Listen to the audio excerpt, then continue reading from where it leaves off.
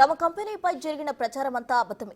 అసలు తమ కంపెనీపై ఎలాంటి కేసు నమోదు కాలేదని ప్రకటన చేసిన తర్వాత మళ్లీ అదానీ గ్రూప్ పరుగులు పెట్టడం ప్రారంభించింది. ఇప్పటికే ఆ గ్రూప్ షేర్లు పరుగులు పెడుతున్నాయి. మరోవైపు వివిధ ప్రభుత్వాలతో జరుగుతున్న ఒప్పందాలు మరింత ముందుకు వెళ్తున్నాయి. దీనికి లైవ్ ఎగ్జాంపుల్ అన్నట్టు ఈ రోజు మరో ఒప్పందం జరిగింది. కేరళ ప్రభుత్వంతో ఉన్న ఒప్పందాన్ని మరో 5 ఏళ్ల పాటు పొడిగించుకుంది అదానీ గ్రూప్.